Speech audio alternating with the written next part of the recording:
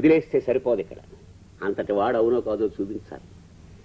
ఈయన యొక్క మాట్లాడే తెలివి ఏమిటి, ఎప్పుడు ఎక్కడ ఎంత ఎవరితో ఎలా మాట్లాడాలి, ఈ 5 సూత్రాలని మనస్సులో పెట్టుకు ఎలా నడిచాడు అనేది ఒక్క ఉదాహరణ మనం చెప్పేసుకుంటే, అమ్మవారిని చూసి తిరిగి వచ్చాడు. జాంబవంతుడు దగ్గరగా పిలిచాడు.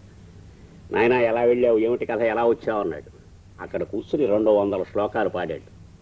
ఓ అది చేశాను తాత, ఇది చేశాను, వాడిని కొట్టాను, వీడిని కొట్టాను, లంకకి నిప్పు పెట్టాను, అది చేశాను, ఇది చేశాను, 200 పాడాడు. రామచంద్రుడి దగ్గరికి వచ్చాడు. నాయన ఏమిటి కథ అన్నాడు. లంకలో కాలు పెట్టాను, అశోకవనంలో సింసుపా వృక్షఛాయలో మబ్బు క్రమ్మిన చంద్రబింబంలా, మకిలి పట్టినటువంటి అద్దంలా, ఎండిపోయిన అరటి మొవ్వులా ఉన్న అమ్మవారిని చూశాను అని చెప్పాడే తప్ప అక్కడ ఇలా మీసాలు కాలర్లు ఎగరేసి అది చేశాను ఇది చేశానని మాట్లాడలే.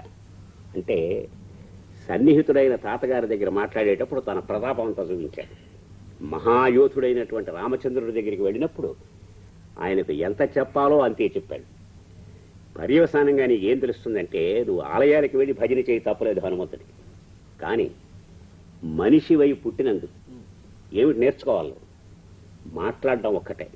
ఆ మాట్లాడడాన్ని నేర్పినటువంటి మహనీయుడు హనుమంతుల వారు. ఆ హనుమంతుల వారికి చేతులు జోడించి శబ్ద బ్రహ్మ విద్యను ఉపాసించడానికి ప్రయత్నించు. స్వస్తి.